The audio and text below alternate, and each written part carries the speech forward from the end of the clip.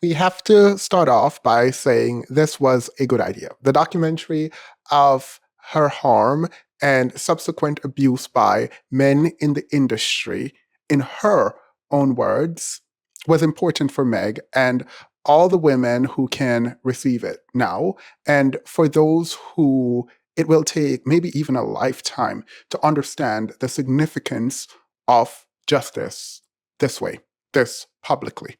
I truly appreciated the film and Megan the Stallion's story for what it was. So grab your coffee, water, tea, whatever you're drinking, go and get that, and let's discuss this Megan the Stallion documentary.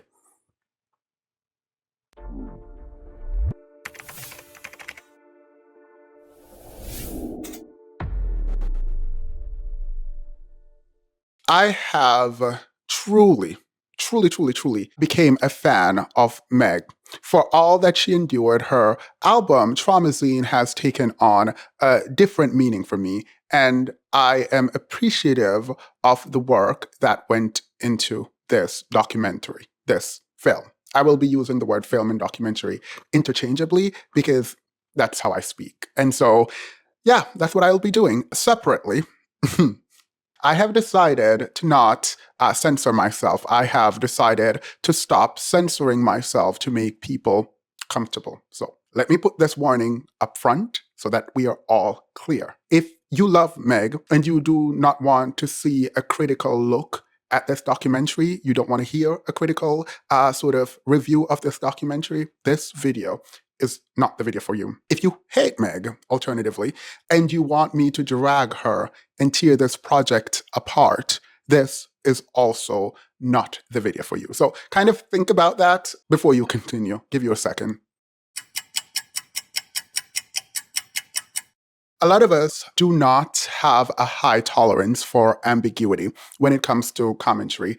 Please deal with that sort of on your own and do not let that out in the comment section. You will be blocked. I am going to start censoring heavily the comment section because I do actually want to create a critical environment where we engage thoughtfully and also respectfully with each other as we dissect and engage in discourse around larger issues that we might all have various kinds of triggers when it comes to that thing. As someone who loves to write and analyze media in its various forms, I want to look at this work, analyzing its purpose, impact, and ultimately its execution. So I'm very interested in sort of what will become of this work by Megan and her team. So let's get started. I mean, once we all understand each other, we can begin. And I'll start by sort of explaining what I expect. A documentary represents real life, real experiences.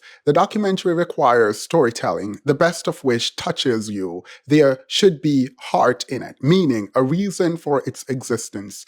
The good ones, at least, requires all of the above. The director has a really big job. This job is to tell the truth. This documentary, for me, after watching it twice, well, at this point, 3 times now, was primarily about Tory Lanez's case and the cause for it, the impact on Megan, being the cornerstone for the film.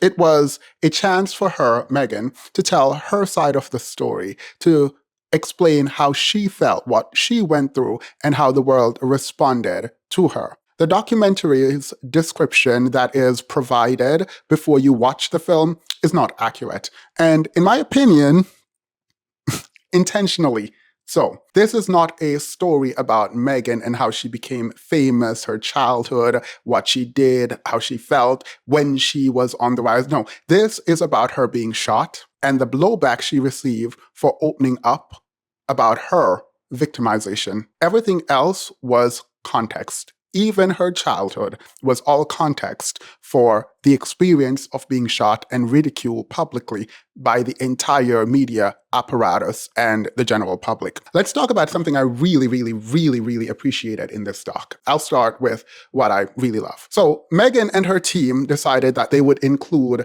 LeBron James. They decided that they would include LeBron James. The good guy and his support for Tory Lanez was a perfect choice. His name, his voice, his person.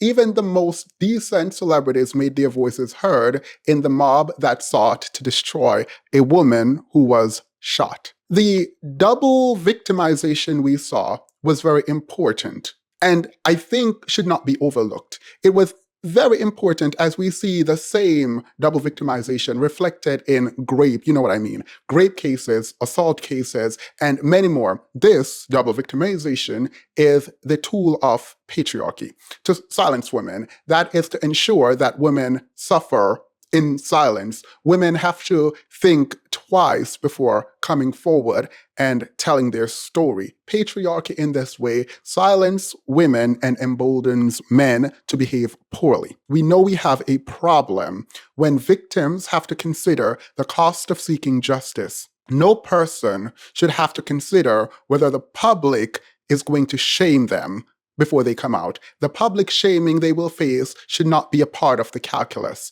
they engage with before coming forward. Look, to consider whether the public shaming they will face is worth seeking justice against those who would harm them is a problem. Yet, here we are. This is what Meghan faced, and it tells a story about what other women will have to deal with and engage with ultimately when they decide to come forward. This is not to say that this documentary, by the way, is perfect, as it wasn't. In my attempts to discuss the documentary, I will try my best to block everything I know outside of the film and really engage with the voice, the narrative of the storyteller. However, external context will be pulled in when necessary to provide a more fleshed out idea when something seems either too opaque or too clear. So, now we get to it.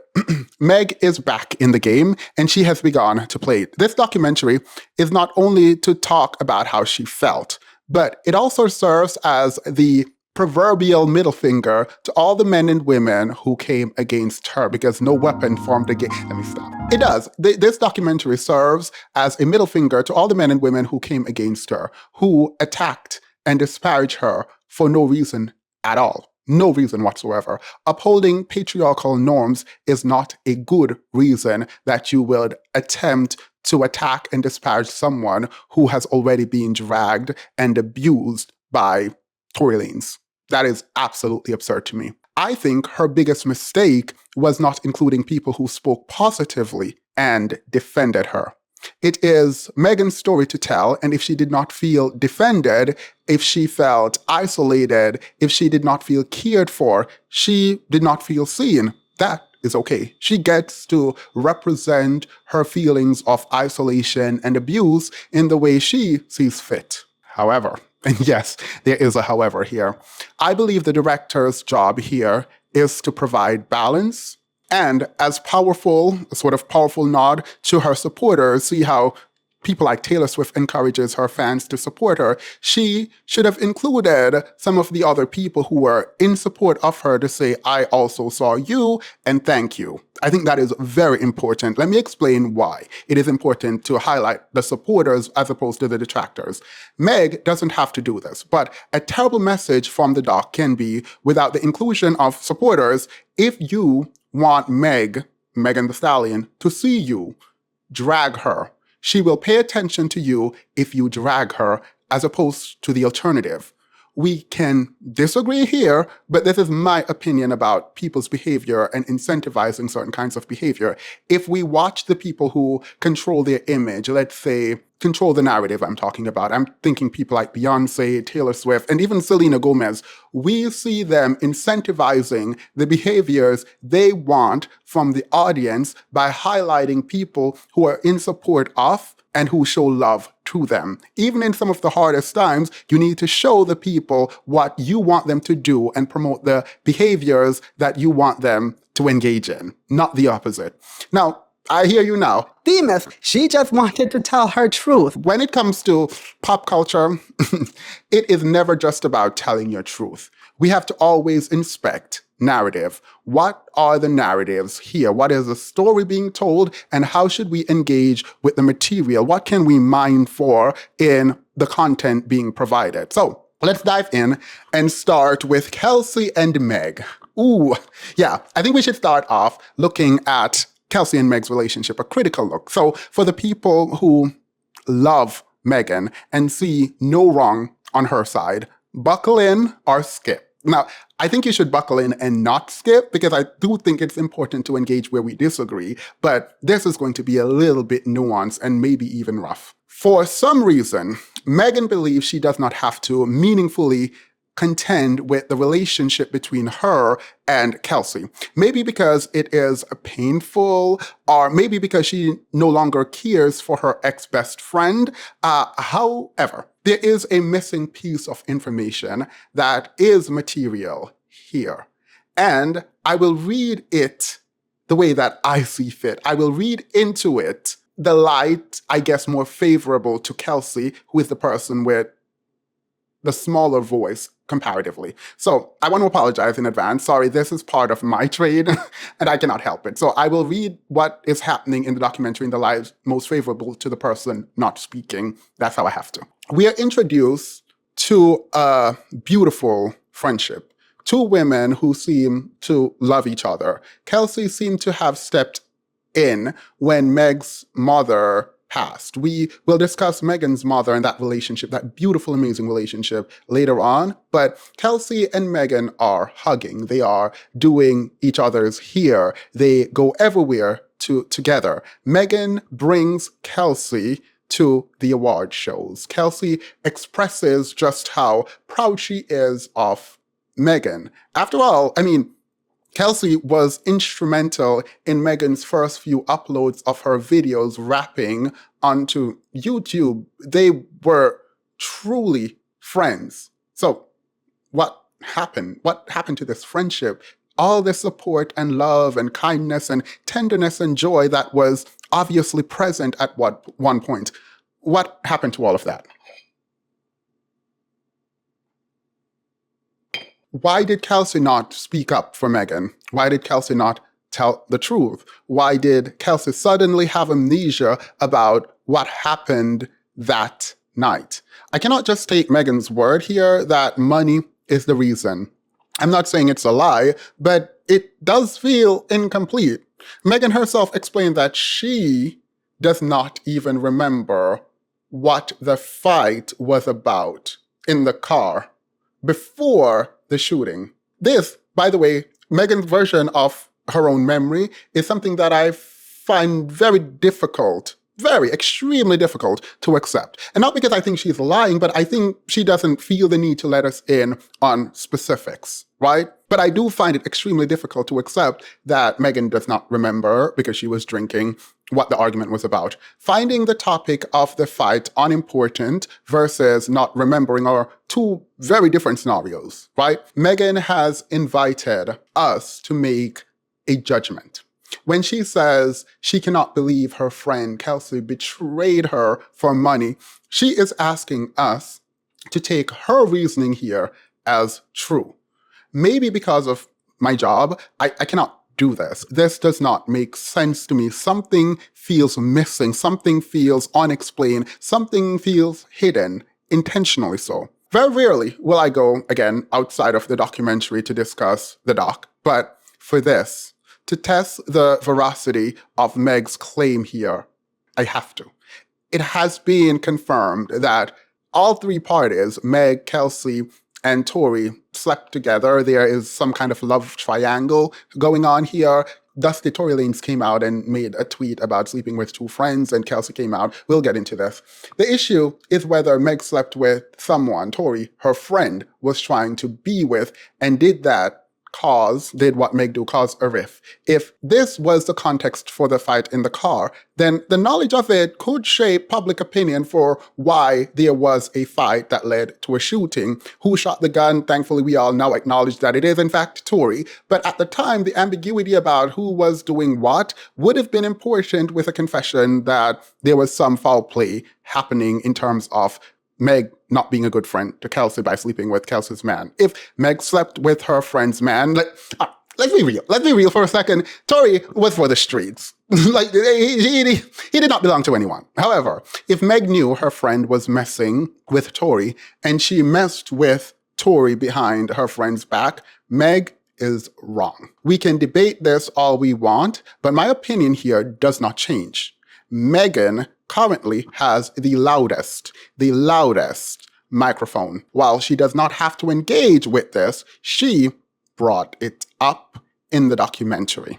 And again, because she has the loudest microphone, her voice gets to be heard and analyzed because she put out a documentary for us to consume. She played Kelsey's accusation. She played Kelsey accusing her of sleeping with Tory, Kelsey's man, loosely. She does not address this accusation. She merely confirmed she did sleep with Tory, not that my friend's man was available and I slept with him behind her back. That's not what she said. She said she slept with Tory and no inclusion of why Kelsey would be mad or why that would be a problem for Kelsey. That part was left off. Unfortunately, while I don't care at all about the lie to Gail King, like, girl, who would want to claim Tory Lanez after he shot you? Girl, no. I do not care about the breakdown in the Tory situation, but I do care about the breakdown from a narrative perspective in the Meg and Kelsey friendship. If Kelsey is mad at Megan for sleeping with Tory behind her back, she has every right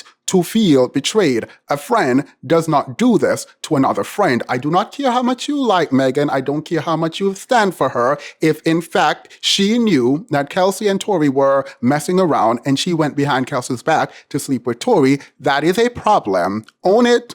Marinate on that, and let's move on. Before I get into this, know that, how and ever, I don't care how angry you are, you do not, Kelsey, get to lie and pretend you do not know when you saw a man shoot your friend. If you have ever loved that girl in one of the worst years in her life, you cannot sit by and watch the man who shot your best friend mock her. Watch the world turn against her. Watch her beg for someone to say something and you sit there in silence. That is actually pure evil. That is evil. It is evil. And let me just go a step further and say there is a special place in hell for a woman to watch another woman be crucified and feel justified about it, feel vindicated even over a philandering man that does not belong to her, belongs to neither of them, probably belongs to the street. That is absolute trash. So while I do agree, Meg, if you went behind Kelsey's back to sleep with her man is very loosely used here. Her man is very loose, right? Like, absolutely not. It is wrong. But that does not mean that Kelsey gets to lie when someone gets shot. Like, what? The director also failed here, I believe. The failure to interrogate the feelings of the subject so we can understand what they're feeling, to get some kind of clarity around the friendship, is diabolical. The Kelsey conversation in the documentary felt incomplete. We watch a friendship end without knowing why. And I believe the subject, Megan, of the documentary understood fully the why, yet there is no clarification on why and depth to the analysis. Megan just says, I can't believe my friend chose money over me, essentially. What? No, no, we need to parse through that. There's so much there to mine. There's so much information there. There's a lot. This is my major problem with the entire documentary, by the way. It was, in my opinion, a sort of puff piece, not in a disrespectful way, with substance admittedly, but a puff piece nonetheless. A narrative created and packaged for maximum impact in the way of allowing a new bias in Megan's favor. This is not a bad thing, however. We do actually have to accept that the director, regardless of their name and prestige, their voice was not present. The real director was in fact Megan and no one else. There was no objective, neutral, or other voice. This is generally my problem with the celebrity documentaries. Yeah, it is. Let's go there. This is my problem with celebrity documentary, where the celebrity is powerful and involved in the creation of these documentary. They just sort of become a way of framing information and creating a narrative and taking control, right? The room for nuance and narrative switch goes through the window in favor of a narrow story that does not fully humanize the subject. The subject here would be Megan Thee Stallion, with meaningful faults and blame, because life is messy and no one person is just absolutely flawless in the problems that are happening around them. The Madonna documentary might actually be the only one of its kind that created the right kind of balance for truth-telling, even if not objective. Again, none of these celebrity documentaries are truly ever neutral, objective, and fully truthful. Let's just put that out there. All of these, particularly when the celebrities are heavily involved, are going to be in the light most favorable to the celebrity who is involved and whose team is funding the documentary. Here is another example for this documentary. Mental health is brought up in this film. One of the strongest part of the film, I believe, tonally, the advocacy for mental health awareness, acknowledging deep depression and people to get help, advocating for people to get help, I think was actually really beautiful. I really appreciated that Black people, Black women in particular, got to see the need for mental health checks, right? Even when Meg is at the height of her career, and she was huge, right? Even when she is at the height, and I hope that's not the height, but a high point. Even when she was at the height of her career, we see that there is also need for help, right? Yet there is a critique that I have of this mental health aspect. It is a bit nuanced and maybe even unnecessary. However, the bow at the end defeats the purpose of the discussion practically, right? Like there's usually not this sort of perfect health outcome for mental health issues, right? It's not, I went to the therapist and now I am completely fixed. There seems to be this tone of, and now I am great after getting help, which is odd to me, not because it's foreign, because I get the inclination for a happily ever after. This is not, however, how mental health works. Processing the grief of losing her dad, her mom, her friends, and being shot, that stays with you, I would imagine. Even if Megan is truly better now, I hope she is. This is not how life typically works for those living with this level of trauma. Life is messy. The Selena Gomez documentary showcased how messy the process of dealing with one's mental health can be, right? And it's never really this bow on top and this happily ever after, right? It's usually more messy and it comes up randomly and you have to get all kinds of help and support with people who care and love you around you, helping you through this process. Now, I'm not a psychologist, and I am sure Meg had one on set either to engage more meaningfully with the mental health aspect or to engage with her personally, so we can move on hoping that from a psychological perspective, that this was a net positive instead of a net negative. Getting help is important. Let's go to the beginning now of the work and work our way through the film and parse through it as best as we can, because I did really, really like the film. The documentary begins with Megan at an airport and then in a hotel room. She is tired with no sleep in Guadalajara. She is working nonstop. Like, this woman is working. She seems to be on the verge of some type of mental breakdown. But the show must go on. It occurred to me that she is attempting to be a feminist based on her words throughout the documentary. Working, keep going, these ideas she seemed to believe makes her strong.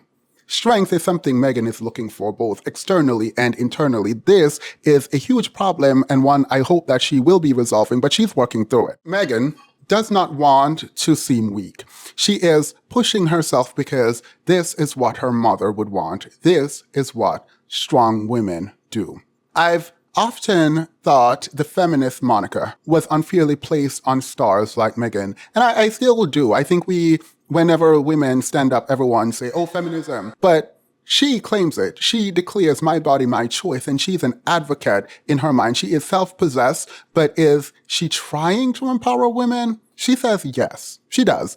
The question, is she empowering women or is she attempting to empower women? She says affirmatively, yes. And I will take her at her word. Though the imagery seemed to be for the male gaze. As a beautiful woman, however, Meghan is an extremely beautiful woman.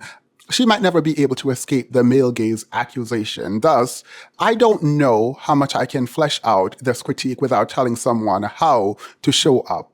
Again, I will just take her word and take her at her word that she is, in fact, attempting to empower women through her music. And in truth, a lot of women do feel empowered by her music, so who am I? I'll address myself again, and I'll critique myself and internalize some of the work that I'm doing here. The next question, and maybe this should have been the first, has she done enough to have a documentary? A lot has happened to her. This, hopefully, isn't her prime. So it doesn't feel like she has a lot to say, but she does. She has lived, and she also has something to say about what happened to her specifically around the shooting. She does have a perspective, but is it too soon? Separately, I did call her Meghan the director. Even though she is not the named director, her power in the documentary to dictate every aspect made it it made it way too manicured, too perfect, too biased. But we have the documentary. So she must believe it is time for her to tell her story. And when I say a documentary is biased, obviously it is, because it's being told from a very specific perspective. And when the subject of that documentary is alive, available to engage with the work, people involved and invested in the work, it is going to be biased. It's just a fact of life. She says the Megan Thee Stallion persona she created is trying to protect Megan Pete. Her alter ego is a shield. However, I do see what she means here, but I do not see the difference between the two personas, right? In the way that Beyonce seems and feels completely different on stage and off. There is a difference between Beyonce and Sasha Fierce. And I don't feel that difference when I see Megan doing an interview versus Megan rapping. If it is merely for protection, just naming the other persona can prove enough distance for this protection. So I will accept the separated and the separation due to name, even if not clear, as it, her alter ego, is doing the psychological work she invented the persona to do. And this persona, how she came up with it based on this documentary, is quite interesting from a psychological perspective, and we'll get there. So please don't be mad at me. Please don't be mad at me for that critique on her persona. We'll get there, because I do actually feel really sad about how the persona came about.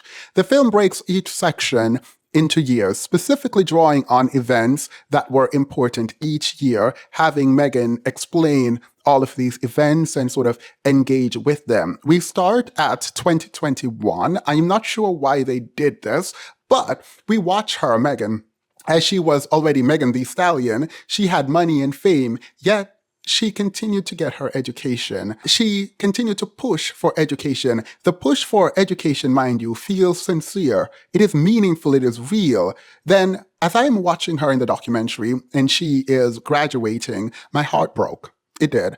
Her mother was not there to watch her baby get her degree. Graduation is such a big part of family and the next step in one's life. Regardless of where you are, it is always nice to have people you love and care about you there to celebrate with you for something like your graduation. The absence of the mother is felt. Megan is now a woman in the world with no protection. Her mother, her home, is gone, and she had to leave Houston. Houston is lost for her. She feels sad when she goes home. So, she doesn't. The cartoon representation of events in Megan's life was both a great and a poor narrative choice. I will begin with where it worked extremely well, then discuss where it fell short. And I will also explain why. I'm not just going to say, oh, this was bad. No, I'm going to explain why. The story of Megan and her mother not only needed to be told, but it needed to be seen. The animated representation here was so perfect. So beautiful. It was heartwarming to watch the relationship, to watch Megan Thee Stallion step into her mother's dream. Yeah, no, that was really beautiful, actually. Megan stepping into her mother's dream and living it for her mother, for herself. I think The watching them as cartoons and seeing the mother in this light through Megan's eyes, because this is through Megan's eyes, was a really beautiful and heartfelt moment. She loves her mom, who was a gangster rapper, which we can hear the influence in Meg's delivery. I'm not exactly sure why this makes her cadence endearing now, but I get it. And for the first time, I can truly appreciate Meg's delivery and discard the idea of one flow, which I won't bring Nikki up in here, but those accusations of one flow make sense now. But her cadence, her delivery, her influences from her mother, who is a gangster rapper, of course, she's going to have this kind of command over her mic. And she's going to rap this way. And not thinking of her as a battle or gangster rapper, but more a rapper that does broadly rap songs that can be on the radio. I like it now. We get a little bit about Meg's family. These sections were heartfelt. We could see the loss and feel the pain of the glimpses into her family life that we saw. Her father was in jail, but they seem to have had a good relationship when he was released. That was until the 9th grade when he passed, and she tried to be strong for her mom, so they never spoke about it. Strength is seemingly just avoiding a lot of the issue. They never spoke about her dad's passing. There is a lot missing here in terms of narratives, a lot of whys and hows. The lack of depth here was a bit frustrating. With so much content to mine for information, I was left underwhelmed with the lack of details here, which led me to believe her story, Megan's story, was not what this film or the filmmakers cared about. We can skip the emotions and traumas of a parent passing away while Meg was in high school and never speak about it, ever. Never processing it at all. That can ruin a person, right? And so to divulge that information and the director and people involved with the documentary not dig deeper on an emotional level on this seems weird. Meg claimed it was about this time that she came up with the Megan Thee Stallion persona to pretend to be someone stronger. I'm not a therapist, but this does not seem to be the appropriate way to deal with pain and loss. Though everyone deals with this differently, this seems like we are, Meg, hiding from the pain instead of facing and going through it. It does not look like Meg knows how to deal with pain of loss. When her father passed away, she became Megan Thee Stallion and started rapping. Her escape from pain seemed to be through work. This was never engaged with on an emotional level. And I will blame the director. I will blame the director for this. Megan needed to really engage with this and fully express her thoughts. And there should be engagement with how Megan Thee Stallion protected Megan Pete. What does she mean when she said she needed strength? How did it affect her that her and her mother never spoke about her father's passing? There is so much information to mine for here, and the director just kind of let it go. While her mother and her did not speak about the pain of losing her father, Meg was more interested now in impressing her mother. It seemed her mother and her were very close. They were more friends than mother and daughter. The mother pushing her and becoming her manager, this sort of felt more organic than most mother as manager dynamics. And I really appreciate the relationship that I saw between Meg and her mother. Even though this was Meg's mother's life, she really loved that Meg was living the dream that she had for herself, and she pushed her daughter. She seemed supportive. She wanted her baby girl to succeed. And I like that. I do. I wish there was, again, more engagement on this and ways in which the mom showed up in more detail and sort of tell the story of the mother and Megan's relationship more, because I was so fascinated by it. It was such a sad, heartbreaking part of Megan's life that more cartoon there would be great, more engagement would be great. Something about the section made me very emotional. Maybe it is just her passing, but it feels more. Watching your dream in someone else's hand must have been exciting and sad all at once for Meg's mother. None of this was really discussed. Like, no questioning Meg about sort of how do you think your mother feel on the negative spectrum of emotions when it comes to you living the dream she had? How proud are you of your mother's involvement in pushing you? Like, there was no real engagement there. Kelsey came on the screen and, well, girl, look, we already talked about Kelsey, so I'm not gonna bring Kelsey back up into this, but I wish there was more discussion about her relationship with women and what that did to her. Megan said she wanted to be one of the greatest for people to remember her name. I hope people do remember her in a good way as she is putting in work. However, her first ask is easy to see. She is already among her contemporaries one of the best rap performers in both the male and female, men and women category. Let's be honest, these men do not perform. The shmens in rap don't perform at all. The modern pop pageantry seem to be a game only for women. Men literally do not even try anymore when it comes to performance. When the rappers, male rappers, don't engage. So Megan is in fact meeting one of her first goal to be one of the best rappers performers. She already has hit that. She is rehearsing for a song called Cocky. This is before she's really big. She's in a small dance studio dancing. You can feel her stage presence. Performing is natural for her. I believe her. When I see Megan rapping and dancing, the command she has of her mic, the command she has of the crowd, the confidence with which she engages, even during her rehearsals, I believe her. Like, I'm into it. I am buying into the Megan Thee Stallion project. I do. I buy into it. Her mother's training and her general upbringing made her a natural talent. It looks like it comes with ease for her. Performing is where she is in her bag. Performing is where she is one of the best rap girls to ever do it, and even the rap guys, like, let's be clear. There is also conviction in her voice. There is power in her presence. She is commanding. She commands respect and she commands your attention. This is a beautiful thing for a performer, terrible thing for someone who people want to hate. And people do want to hate her, and I think because mostly patriarchy. She does not show up how a lot of people think women should. Her mother told her to use her diaphragm. I mean, and twerk harder. I really did do the relationship she had with her mother. They look like two friends, and the mom is like telling her, "You need to twerk harder, girl. You ain't twerking.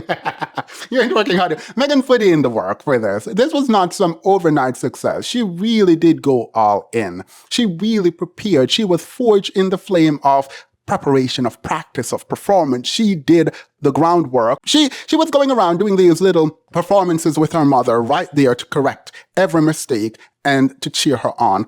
She was preparing herself. She did not just randomly gain fame and was thrust on a stage. She worked for it. The beginning of her career was her pop star boot camp. She prepared and learned. She practiced. She practiced and practiced. And we now see the result. Like, when Megan is performing, we know Megan is performing. Megan is considered a seasoned performer. We legit forget she is one of the new girls. She is, because of her command of her mic and stage. She easily steals every live performance I have ever seen. She seamlessly transitions from talking her ish and really demanding respect on the mic to full out choreo, all while maintaining her breath control, refusing to miss a beat. She is up there at the A level with the other pop stars and performers, a feat literally most pop rap performers will never meet. They will never be up there at the A level, and she's already up there in terms of her performance. The thing is, when I say other people will never reach it, it's not because they can, it's because they haven't put in the work, and a lot of people get a hit and then they're thrust on a stage and expect to be charismatic on said stage, and they just haven't done the necessary work, and they won't because they're famous already. They didn't do the grunt work. They just don't have the constitution for it. I am fully aware I haven't touched where the animation was, quote, not good. I will get there. I promise I will get there, and you will be upset, but these are my opinion, and this is a commentary, right? Most of our introductions to Megan was the song Big Ol' Freak. And that song eats down. That song eats down, like, period. I love that song so much, right? If you catch that beat when it starts, a man or woman, men will pretend like they don't feel it, but you want to move a little. It is contagious. She really did her thing on that song, and those lyrics, yeah, period. You better talk your mess. I think that confidence paired with this carefree attitude makes her a target. I don't think people like to see women, particularly black women, that carefree and seemingly in control of their sexuality. They like sexuality, but they like to control women's sexuality. Megan seems to be in control of hers. Megan said, "We all freaks." And girl, speak for yourself.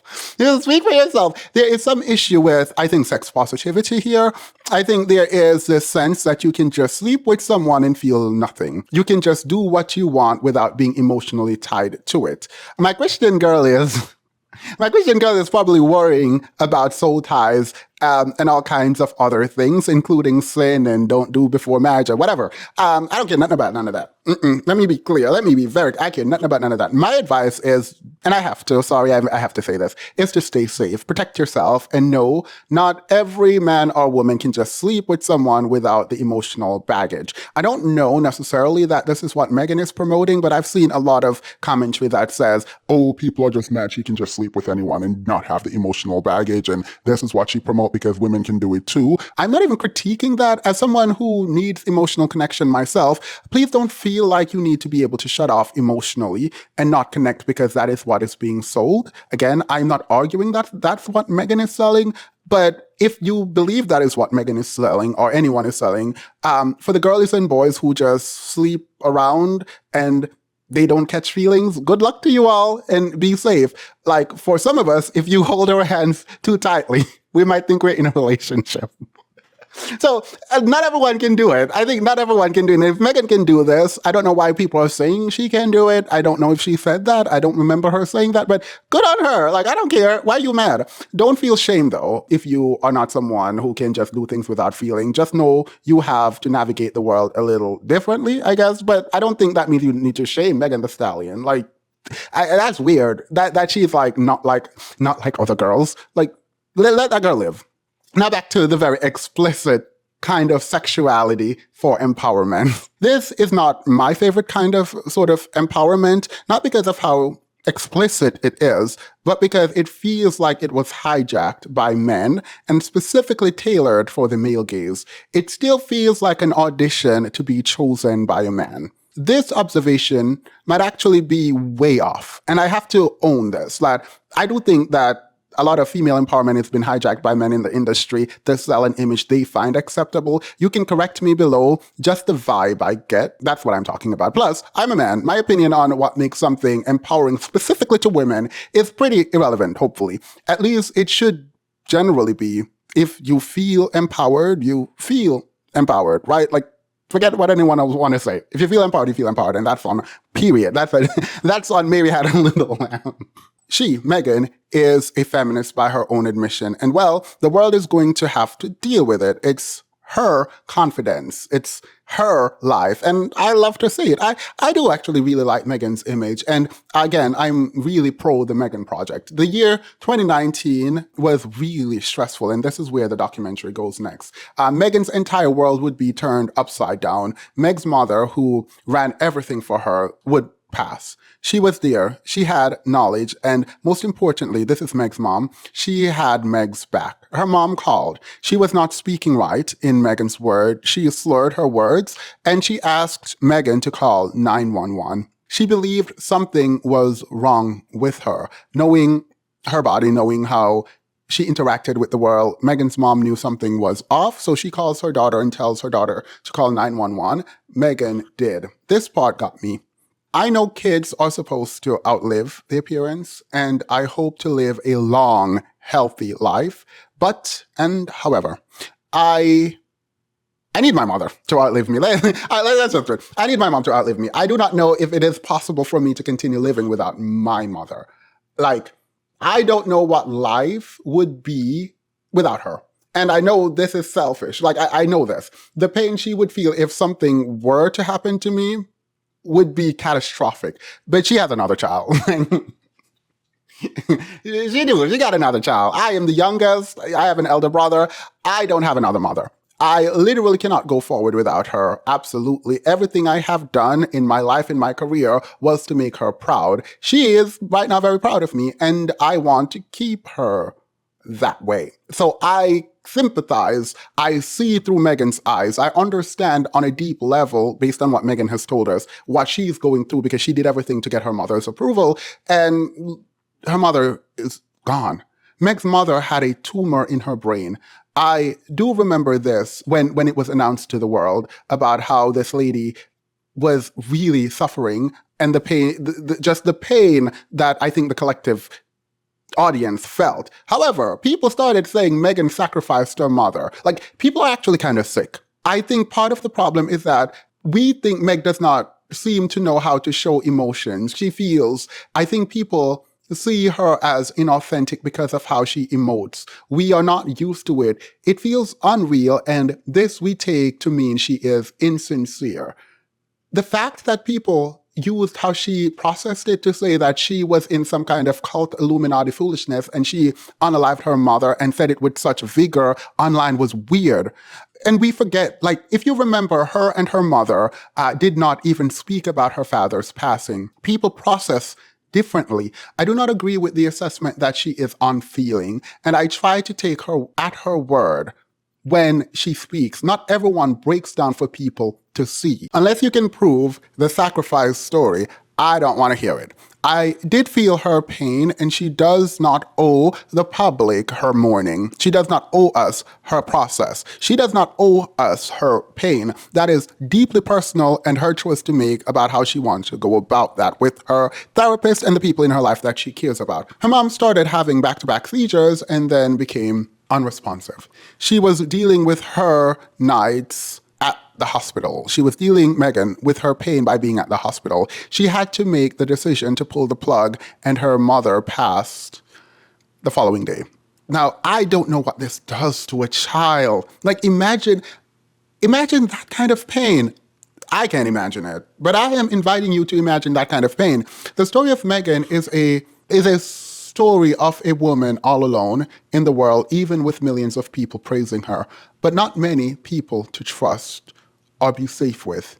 The story of Meghan, is a story about despair, hurt, and public shaming even, on the bad side. It is a look behind fame and money at the human that is left broken by the loss in her life and all that she had to endure to make it.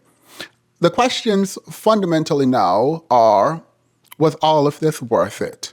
Is the price for fame worth it? I don't think this is a question that needs answer. It's rhetorical, but I do think it's one that we get to chew on as a public, watching her navigate the world alone, mostly, with people hating on her for no reason. Weeks after her mother passed, she's still performing. She's gaining momentum, and she cannot stop now. There are pending legal dramas, and she has to stand firm and fight. This, without any other words to add here, this legitimately sucks. This is no way to put it. Like, obviously, I don't know how to engage with this more meaningfully. She has to keep performing and putting on a brave face while her mother is no longer with her. The only person in her life that she could trust and lean on, her mother, is now gone. She's literally by herself. This is so fundamental to her safety. She is literally left wide open for the vultures. And come they did. The vultures came. She still performs and tries to move forward. Fame is now hers, and she has to work for it. She has to keep it. She cannot rest. She was not allowed to rest now. Again, fame she now has. An audience she now has. Contracts she have and obligations she must meet, even while she is suffering and mourning for the loss of her mother. She's still fighting and working. Let me be real here. After her mother's passing, Meghan, everything, it all felt uneasy. Who would be there for her? The bottles. Like a lot of people, Meghan believed she could escape her pain at the bottom of a bottle. I say this with no judgment, but it was obvious to me that she was in a lot of pain and really needed help. She needed to rest and feel her pain. Meghan did not want to feel her pain. She wanted to escape her pain. When her father died, she created her persona, Megan Thee Stallion, and worked, rapped, did things, ignored it, did not speak of it. When her mother died, she then turned to alcohol. She did not cancel her shows. She said she didn't want to. Her mother would want her to keep going. what did she want? What was in her best interest? Something is so wrong with this that her team and the execs, but I don't expect anything better from the execs, would allow this to go on was bizarre. These money-hungry people did not care about this woman. She was an object for making money, and that's all they wanted her to do, make them money. The public was too caught up in objectifying her to see this woman, this person was hurting. Behind her self-assured confidence persona, she was hurting. Specifically, she highlighted by drinking and having everyone drive the boat that something was off, right? She was trying to escape her pain. She gave us that much with the invention of Megan Thee Stallion after her father's passing. We should now know that this does not mean someone is confident or just having fun because they're out dancing and drinking. It could mean they're trying to escape, which she was. She lost her mother and her way. There was no one around to help her the way her mother did. At least not anyone she trusted. Again, she was a girl on her own. When life really got crazy for Megan, her mother was not there. One could argue, and she does argue this, that if her mother was there, life might not have gotten as crazy because she would not have been friends with a lot of people she was friends with. She was drinking a lot, having everyone driving the boat. Is it driving the boat? Driving the boat. I'm going to say driving the boat. It was actually really sad to see. It was sad to see a young lady calling for help and people gave her a bottle instead. A bottle she was happy to share with everyone around her. I'm having a very specific memory where I remember Chloe Bailey, rejecting Megan's offer for a drink. And Megan, in the video that I saw, was seemingly upset. While I was proud of Chloe for rejecting the drink, because why are you trying to pour liquor down someone's throat? I felt sad for Megan. Drinking, giving people drinks, this was how she knew how to interact. It was what she felt she had to offer. She needed to be fun. Megan, actually pointed out that she saw everyone around her having fun, and she just wanted to have fun with everyone else. She wanted to feel how she believed people felt. She was not having fun, she was just trying to feel. Meg's statement in the film that she wanted to be as happy as the people around her was, again, truly heartbreaking. She was trying to be strong. People forget that she is working. This is not just fun either. Having fun is fine, but she was also being paid to work these clubs and have these events and drink. So part of this is the people around her's fault. We judge her harshly for not mourning the right way. We judged her harshly for being out partying. We judged her harshly for how she showed up. We judged her harshly for not being the right kind of woman. After her mom passed, she reached a new height of fame, where she was now a staple at award shows. This did not help with the conspiracy theories, because she became so famous after her mother's passing. Everyone and their mother had a think piece about how this was a sacrifice. Again, y'all are terrible and weird. Without any proof of anything, y'all just come online and just make stuff up. So, handle me? Who gonna handle me? Thinking he a player, he a member on the team, he wanna put in on the work, he wanna be the MVP, and saying, ain't no shimmy me, I love my equally. Yeah, period. You wanna know something? I don't know, I just started rapping that, it just came. I actually am very surprised that people didn't enjoy her more and people wanted to dim her light. Obviously, she's confident, and when she's talking her mess, the fact that this is not fun for everyone is weird. Her raunchy, overly confident lyrics and mastery of her mic would not help her in the way of empathy. In the minds of her audience, she needed to be humbled. How dare a woman be confident in her sexuality, specifically at a time where she should be mourning, because we, the public, decided what is right and wrong in terms of an individual's ability to engage. She left Houston because it was too painful being there. And when she said that the first time, I really was sad because this is her home, but she couldn't stay. She needed to go, and she left. But we'll get back to that. Her star, Megan Thee Stallion, was shining brightly. She manifested her collab with Beyonce. She said this in 2019 that she would like to collab with Beyonce, and in 2020, the remix to Savage with Beyonce would take over the world. She ate that down too. Savage really went crazy. She topped the chart. She had a #1 hit and ate that up. Like she really killed it, right? And it's odd because this was, again, at a time where she was struggling in her personal life. After Savage went number one, she is dancing with Kelsey. Kelsey is such a major part of Megan's story at this time. A year later, that friendship would crash and burn, but at the time, and I'm sorry to bring Kelsey back up because I already discussed it at the front because I didn't want to include her back in the main part, they seem to have really loved and cared for each other. The documentary does show Megan looking really happy with Kelsey, like they were genuinely excited and happy for each other and hugging each other. Kelsey was talking about how proud she was of Meg. There was just kind of this excitement. A question I kept going back to while watching the film was, where are her friends after Kelsey? Like, I saw her employees, I saw a cousin with a child, but where were her unpaid friends? Where were her friends that weren't employees? Does Megan have real friends? Does she have friends? I know it's difficult to have friends and to provide the space when you're a celebrity to think about them. If I have a documentary, Vanessa would be all up in and through my documentary, go, where are your friends? Like, no, for real. This is odd to me that it doesn't seem like she has people who love and care for her. Maybe she just doesn't include that because this wasn't the narrative. Megan's owns that in 2019, it was a tough year for her. She was hanging with everyone and drinking a lot, like a lot. She was going through it. She was in a lot of pain. The drinking, it seemed, was not just for the camera. She was actually drinking to hide her pain. It was a painful sight to see, actually. One of her biggest years turned into sadness with the passing of her mother. This was when she started hanging with Tory Lanez. Of course, I hear you say, she must have been deeply depressed to choose Tory. I have no pushback here. Sorry. Sorry, I don't want to be petty, but I have no pushback. I have no other explanation, so you can have it. She must have been real depressed, girl, to be hanging with Tory Lanez and to be with Tory Lanez. And whenever she talks about her engagement with Tory Lanez, even the thing about that they brought up, all that foolishness, you can tell that this is probably one engagement she really regrets with Tory Lanez.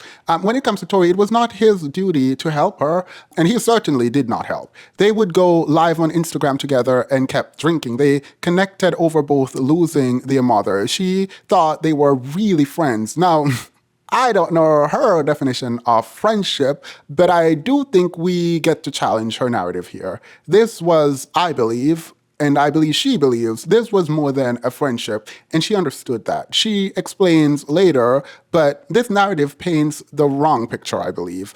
I think this might be one of the very few times I think Megan is ashamed, and she says this. She says, usually I don't care, I just say what I feel, and when it comes to sexuality, I don't care, but I think she is embarrassed. I would be too. Tory Lanez, like, I'm lying to Gail King, I'm lying to Jesus, I like to everyone. When she retells the night of the shooting, it is still clear she is hiding something. Maybe it is something that is not our business, but something is hidden here. I wish the producers or the director were asking questions, and the confessionals included more questions from someone else that could help her go deeper, not into the specifics of what happened, but into her own experience and her feelings more specifically. How does one of the most talked about harm in hip-hop feels shallow and quickly brushed over without the emotional depth required, right? Tory is bad and in prison. I agree and understand this, but her process requires more information if it is being done in a documentary. Like, I think you get to ask questions about her feelings and her thoughts, and really for us to see and understand how she felt in that moment. There weren't real questions analyzing her thoughts. The central point of the documentary, Meg being shot, is treated with very little depth of analysis. It just happened. And they use the cartoon. Oh, the cartoon. Let's get into my problem here. Not sure how I feel about cartoon creation or recreation of the night generally. Confused and Hurt doesn't even begin to scratch the surface of being used emotionally and being thrust into sort of such a terrible moment. Her emotional awareness of what happened to her feels a bit absent, as there is no real depth of emotions here. It's just said as a matter of fact. She said she does not remember what she said in the car or what the fight was about. I do not accept this answer. Selective memory does not work here. I will go with it. I don't need you all in my business kind of response.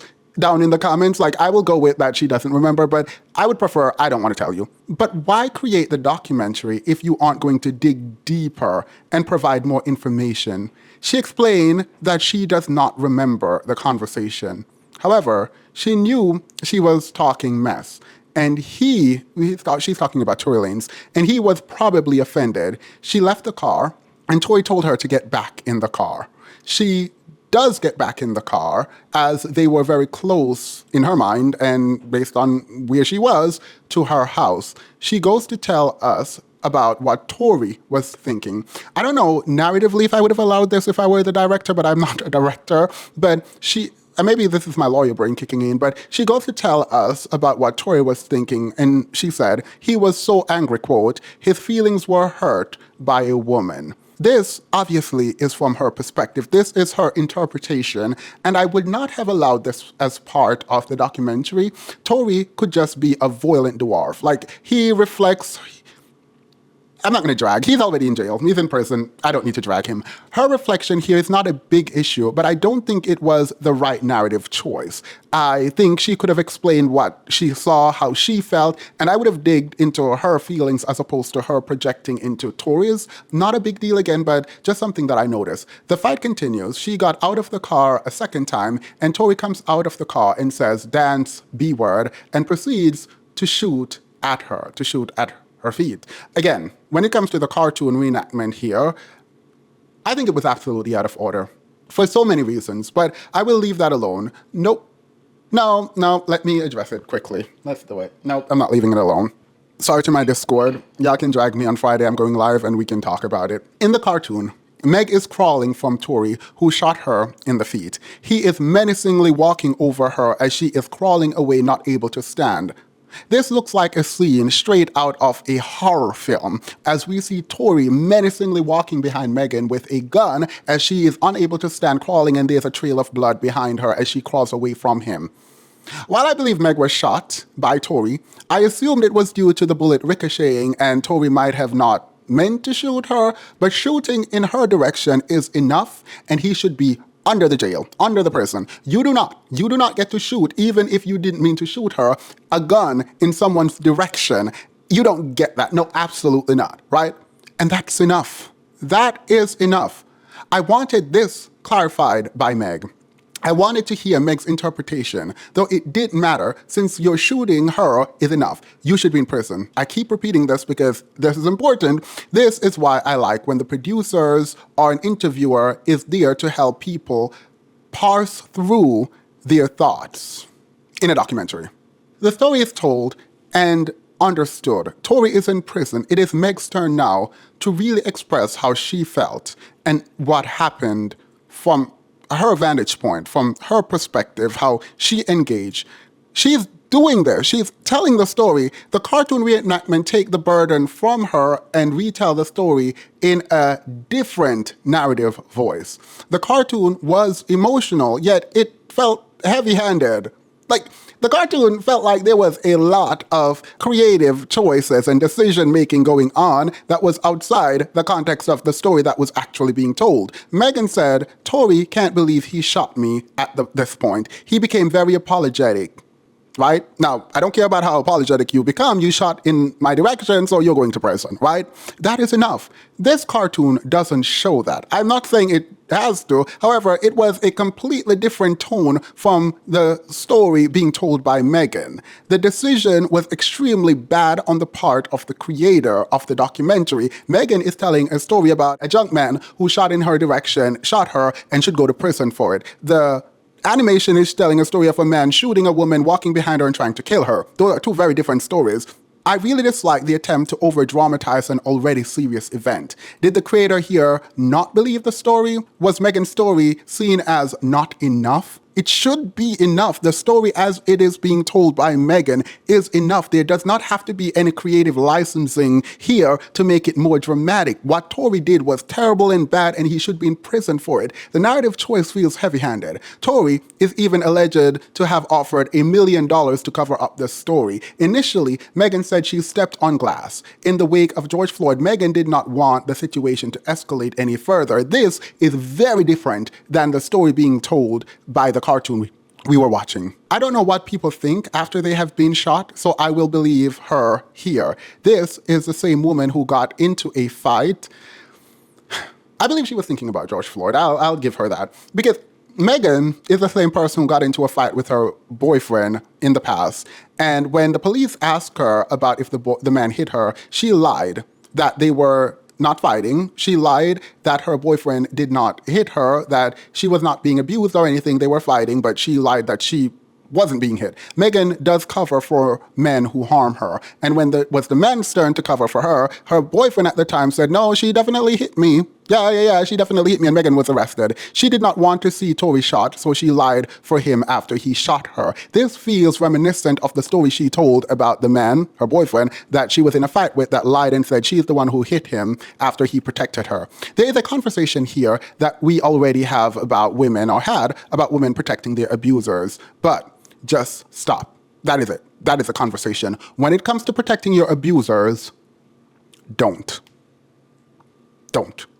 Because people kept jumping down Megan's throat saying, oh, she changed her story, She was shot, and we don't pretend like she wasn't even the doctor said there were bullet fragments in her feet. She cannot lie. There are bullet fragments in her feet. But because she wanted to protect this man before, and she did, she lied and said it was glass, and we now know it wasn't glass. It was, in fact, a bullet fragment there. So, yeah, don't do that. They included the call from Tory to Kelsey. Girl, this was the day we all knew he did, in fact, shoot her. After all of the lying and the people online, DJ academics, dragging Megan for lying, saying Kelsey did it, the world heard the confession, and all the Megan haters choked on their words, and I was here for it. Like, I was dancing online, dragging all of these men, because what do you mean she lied about bullet fragments that were in fact found in her feet? Like, there were still some people trying to pretend that Tory Lanez call to Kelsey wasn't a confession. Delusional. Apparently, Kelsey was meeting up with Tory after Tory shot Meg, a diabolical friend if you ask me. This made Meg angry, but now I'm overly interested in what the fight was about in the car from Meg's perspective, because here she invites us to consider Kelsey's character. And I want to. Before I can judge Kelsey fully on meeting up with Tory, I have to understand more details. I do. I need more context. So questions I have to judge Kelsey correctly. For me to judge Kelsey, I think appropriately, I have to ask some questions, some clarifying questions.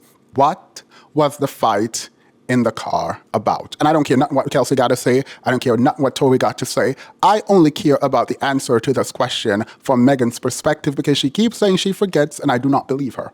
What was the conversation like about the shooting? When you lied to protect Tory initially, did Kelsey know and thought this was all just an accident and y'all were both going to lie? Because when the police came, Megan initially said it was glass. I'm sure Kelsey must have heard that. Tory offered money. Were they all going to lie? What was it that Kelsey was thinking at this point? What was Meg thinking? What does Meg think Kelsey was thinking? I think these are important. There is a lot left off here, and there is no depth of analysis here. And I do think if you're going to create a documentary around this specific incident, we do have the right to question it. While my inclination is to judge Kelsey poorly, the story, the narrative, it feels incomplete as it relates to Kelsey and Meg. Something, again, is missing, and the gap is being filled outside of the documentary. People saying Meg was sleeping with Tory, who was with Kelsey. If this is true, then there is a lot of follow-up questions about Meg and Kelsey, who seem to be talking and were on good terms until Meg ended the friendship. Long after the shooting, again, something major is missing here. Not from the case and Tory, but from Kelsey's friendship and Megan's friendship. Something seems weirdly off now, and I want to kind of know. I don't have a right to know, obviously, but I do kind of want to know based on this documentary. Tory can rot in prison for all I care, but again, something is off about this friendship. Now, I don't want to read Tory's tweet. I don't care nothing. I care very little, if at all, about anything Tory got to say about any of this. I don't know. Sir, stay in prison. Tory would also just later come out here lying in our faces about Meg being shot. Meg literally had to pop out and show us. She had to let us know the shooting leprechaun was lying. Look, Megan got shot. Forgot about it, not really, but didn't really engage until the leprechaun was out here lying. Kelsey was silent, even though they were friends after the shooting, and well, that is a choice. She would later come and let us know that Meg was sleeping with her man. Girl, The fact that you thought Tory was your man is nasty work. The fact that Kelsey's still there. But is it really your man when you were never claimed and he was obviously for the street? I think you should stop. I think that narrative is really weird. I only care about that narrative insofar as what Megan knew when she slept with Tory. But girl, it was not your man. Megan can be critiqued here, but I don't know their friendships. I don't know the friendship like that. If they usually just pass men around. Maybe, girl. Maybe they might not want to admit that. So Meg would probably want to be silent. Not sure, but just one thought. Like there is a missing part, and I think intentionally so. I think when Meg is saying that she forgot what the argument was about, it's intentionally trying to be dismissive. The documentary then goes into WAP with Cardi B. The WAP discussion is uninteresting to me, and I don't find it empowering, but it is not for me to find empowering. So good on them. I just really like the song. And I think the song ate. So, period. Like, I don't care nothing about an empowerment here. The song was just good. The WAP song was good. And that's just that and that. And hearing all the Republicans freak out about it was the cherry on top of the dusty cake. The files goes... like, period. I just love it. Anyway, we then move to 2022. The trial is on the way. 2022 was a really annoying time. Like Nikki said, I hate this. You've been lying to the queen and you've been lying to the king, Gail. And she then goes on to say something like, Barb, I need a new alcohol bar. Roman, wait, that was the bar? Like a bodybuilder, I keep raising the bar. And then she goes on, Nikki, to disrespect Megan about being shot and engage in some really weird misogyny about Megan's height and Megan's foot. I think Nikki was out of pocket for this song. I mean, I don't know why I say that as if it's an unpopular opinion. The world knew. The Gail King interview was also not interesting to me. I feel like most people would lie about sleeping with Tory, and especially after the person shot you. I don't know that man. Ain't never seen that man in my life. That would have been... Let it have been me. Let it have been me. I don't know who you're talking about. Who that? Tory who? If the interviewer was like, but we saw you on the camera, I'd be like, it wasn't me. Shout out to Shaggy. As somebody else if you ever meet in the complex...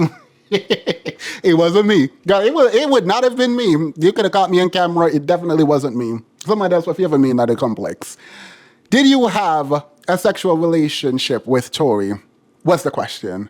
So Bill Clinton can lie and be praised for weaponizing his power, but y'all want to lynch poor Megan Thee Stallion. That's what y'all telling me. Y'all telling me Bill Clinton get out here to use his power, weaponize his power of office to abuse people, sleep with them and then lie about it, and y'all say, oh, he's black, and y'all love him, but y'all want to crucify Megan Thee Stallion? Absolutely not. Get out of my face. Get all the way out of my face. She said she didn't. Some bodies just don't get counted. Like, it is what it is. Some bodies just don't get counted. Because we know the worst thing a woman can do is sleep with someone. She lied. And to me, this is the least interesting part of the story. Was Kelsey with Tory? Did Meg know Kelsey was with Tory? Was that part of the fight? Did that happen to cause issues in their friendship? And I am more interested in the friendship between Kelsey and Megan and the breakdown there and that kind of issue. I don't care nothing about a Tory Lanez. I don't care why Tory was mad. All I know, Tory in person, and that's where he needs to be. The documentary does not get to skip these questions, though, and paint Kelsey to be the bad friend who did not defend her sister. Her action, Kelsey's, are still bad. She cannot just disappear and not tell the truth. But if you're going to tell the story, tell the story. If you're going to crack the door open for us to see some of what is happening, open the door entirely so the light can shine on everything in the room so we can see what is in the room and we can make a judgment about the room if we want to go in there, if we just want to stay out and look, if you're going to make the documentary.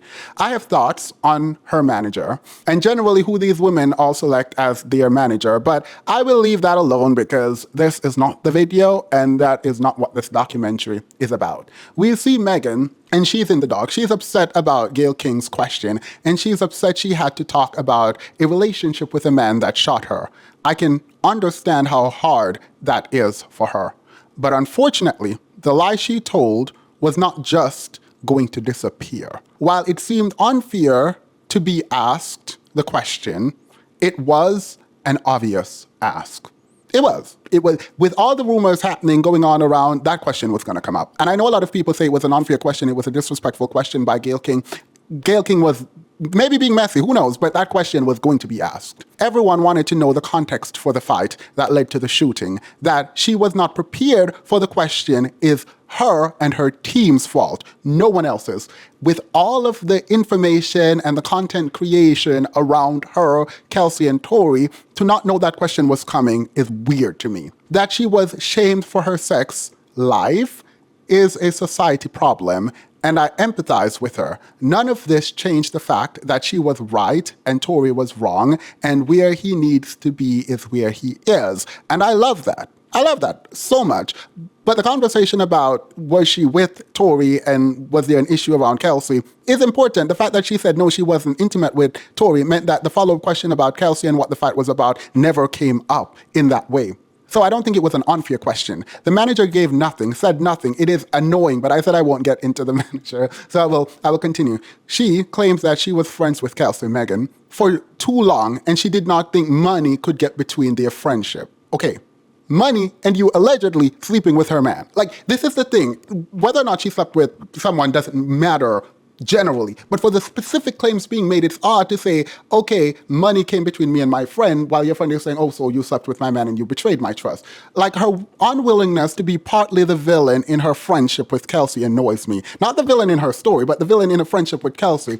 And being partly the villain doesn't mean you are the bad guy. She is a victim, but she can still cause harm. She has not reconciled the harm she caused, and that is unfortunate. If, in fact, she did sleep with her friend's man or someone her friend was sleeping with, please don't try to dismiss this by saying they weren't really together. That's not a good enough argument. Your best friend does not sleep with your man or the man you're sleeping with, even if he wasn't really yours, unless, again, a major part of this story is being removed, and intentionally so. Megan is in the dark room listening to people tear her apart. She is wondering why aren't people talking about the shooting? Why are people only focused on her sex life and her lie about sleeping with Tory? I did actually have a lot of sympathy for her here. And at this point, I've already decided, no, I really like this woman and I appreciate that what she's doing. I like that she's trying to reclaim her narrative here. And so seeing her this way really made me sad. This is the world we're in, and your team did an incredibly poor job if this wasn't orchestrated to re-engage with conversation around sexism. I hope this was included as a shaming tactic towards the public and not her, Megan, actually being confused as to why the media would focus on her in this specific way.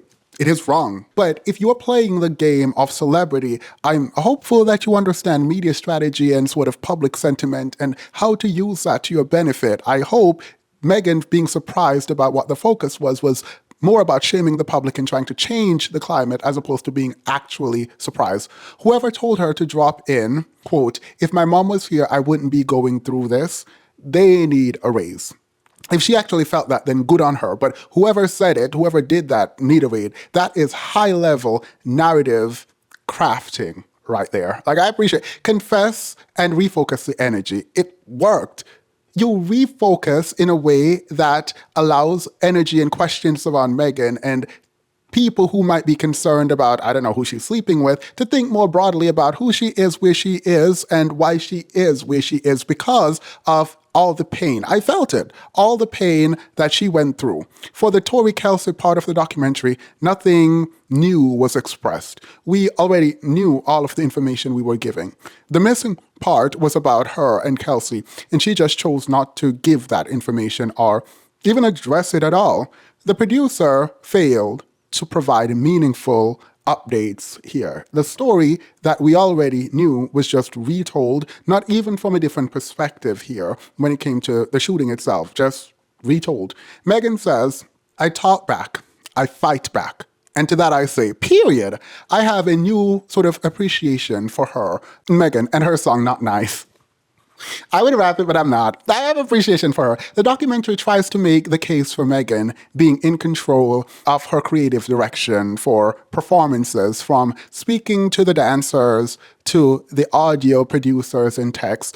Maybe it was how the video was cut, but I did not believe this. The language used both to the dancers and to the audio and sound engineers do not sound like someone who is familiar with the work that these people are doing. In fact, her choreographer seemed to be telling her that she needed to continue to dance, to work, she doesn't seem in control. The way Megan talks about writing and her process for writing music, the way she engages with her musical content, I believe she writes her music. I believe she creates her art in that way, creates the vibe. The creative elements seem a bit more directed and controlled by someone else when it comes to every other aspect of her art and production. I don't know necessarily why I feel this way. It just doesn't feel like she is as in control of her dancing and visuals as I once thought. The SNL performance where she finally pushed back meaningfully, I liked, and I wish I saw more of that. The documentary focused on a lot of people who are dragging her. To not include people who supported her in her documentary was, in my opinion, I said this before, a terrible choice. I understood the tone she wanted the documentary to take, but this is incentivizing bad behavior on the part of commentators. They do not see this as a loss. They have no care or even credibility. These people have no credibility. Being included only emboldens them. You have awarded, in my mind, bad behavior by the inclusion. No, I do think if you were going to include, you should have included a lot more to sort of dilute it, completely dilute the I was included in Megan's documentary, so I'm legitimate kind of approach.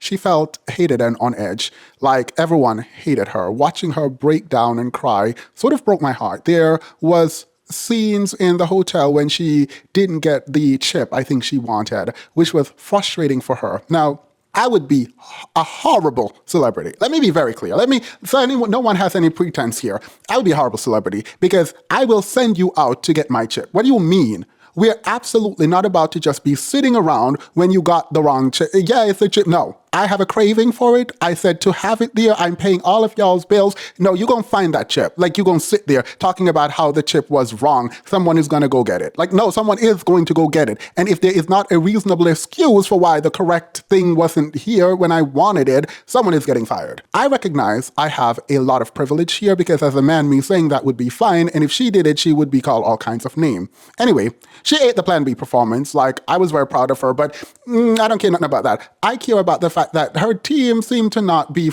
I'm going to leave that. Yeah, I'm going to leave that because I'm going outside of the documentary. She's tired and she needs to rest. And her choreographer, I suppose she is telling her to push through. Like, and that she could bring a bucket if Megan is sick so that Megan can use it. Megan lacks control of her life and her artistry. I don't think that's what the takeaway of this documentary should be, but I also take that away. There was this guy bringing her, Megan, a lot of events that she could perform at. She said she's losing her mind, and it almost seems like an ask when she's saying she doesn't feel like doing all of this. He told her he only brings things to her, she can turn them down. Where is her manager? Who is advocating for Megan? Like, is she really all alone? Does she not know her power here? By the way, I do know her manager, but I refuse to engage. Why does it seem like she does not have any control? Or if she has control, she doesn't know she has control. She's going through a very rough time. She's going through it. She needs rest. It's painful right now for her. And she has to push through work, being told to go here, there, and everywhere. She included her Afro Nations performance, where I did attend this performance, by the way. I did go backstage to meet her, and apparently she was rude to a lot of people and left without engaging. I like that I have some context for this now, that she was going through a very hard time in her life at this point, because I was really frustrated when I couldn't meet her, because again, I was pissed. She was going through a lot. And I think watching this, actually, I no longer hold this against her, especially since, in truth, I did not pay for those backstage passes. So I didn't get to meet her is fine. But yeah, now I got more context about how hard everything was for her. You know what I just remember? I also...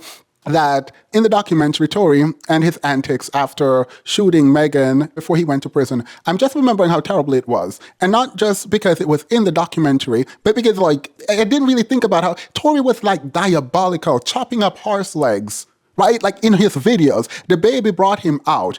Didn't realize LeBron, by the way, which I opened with, was supporting him. Diddy was supporting Tory Lanez because he too, quote, had a mean, toxic side to him. That's what Diddy said on Live with Tory. Now they both one in jail, one in prison. Good. Drake dissed her for no reason. Drake was dragging Megan.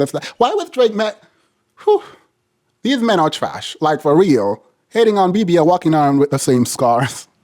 Period. The men supported him, Tory, because he did it. They believed he did it, and it did not matter. Her inclusion of this really showed how bad it was. The audience and the industry tried to ruin this girl. This was bad. It was so bad. And actually watching back, I can't imagine what she must have felt looking at the men just like really destroying her image. Even 50 Cent. Meg goes to her mother's grave for the first time. It was on camera. I just did not like this, but I get it. So we move. There is a narrative here that I'm just going to ignore. If I get into this, we all are going to have problems. It's not for me to say so. I will leave this alone. There's a lot of things happening on camera that didn't happen prior to a camera being there. And I understand that there's a crafting happening here. So whatever. Megan's self-worth and approval, it seems, comes from her mother. And she has not figured out how to move forward and sort of validate herself. She looked to her mother for confirmation that she was doing the right thing in the right way. And I'm not sure where she looks now that her mother is no longer there. Meg is constantly asking for reassurance, and now I cannot look away. She still seems deeply hurt, and she does not know how to deal with this hurt.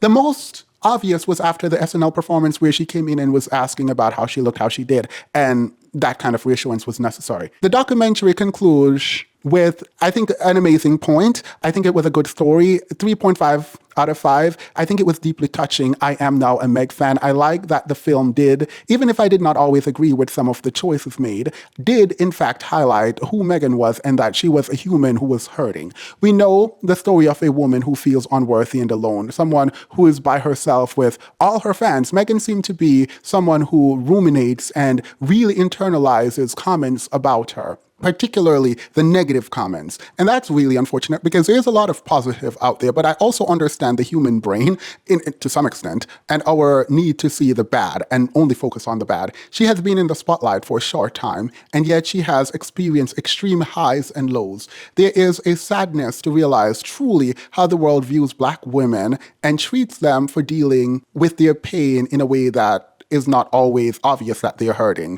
I think we dislike and disapprove of women who are proud and unabashed about who they are. We do not accept her pain. We added to it. We needed to see her break. We pushed for it. The film served as a mirror and a reminder of just how terrible we, the public, were to a woman suffering through losing her family and being shot. We could not stop to give her grace and kindness.